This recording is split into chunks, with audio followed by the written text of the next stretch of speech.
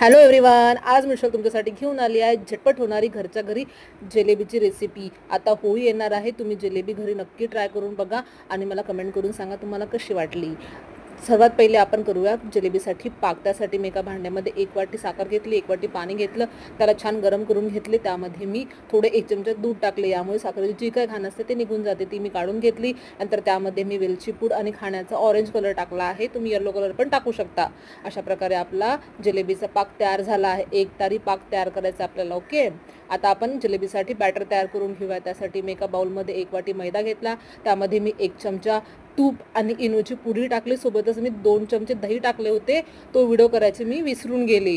त्यासाठी तुम्ही याच्यामध्ये 2 चमचे दही पण टाका, यामुळे जिलेबीला आंबट चव येईल थोडी बघा। आणि थोडं थोडं पाणी टाकून बॅटर तयार करून घ्या। एकदम पातळी नको, एकदम घट्टही नको, अशाच कन्सिस्टन्सीमध्ये बॅटर तयार करून घ्या बघा। मी तुम्हाला दाखवते, हळूवारपणे जिलेबीचं बॅटर तुम्ही करून घ्या। तुमच्याकडे दुधाची पॉलिथिन असेल किंवा कुठलीही पॉलिथिन असेल ती अशा प्रकारे ग्लासमध्ये टाका आणि त्यामध्ये बॅटर असं भरून घ्या। नंतर त्याच्या तोंडाला आपल्या आवडीप्रमाणे जाडी मोठी शेपची एक कट मारून घ्या कैचीने बघा। मी तोवर तेल गरम करायला ठेवले होते, आता मला माझ्या आवडीप्रमाणे कट मारली आणि तेलामध्ये आता मी जिलेबी तळणार आहे बघा।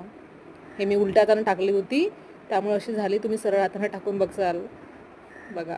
छान अशा जिलेबी तयार झालेल्या आहे। आणि हां, तेल चांगलं गरम असलं पाहिजे, थंड तेल असेल ना तर जिलेबी खाली चिपकून जाईल, फुली फुली होणार नाही नंतर बघा। अशा प्रकारे आपल्या जिलेबी तयार झाल्या आहे।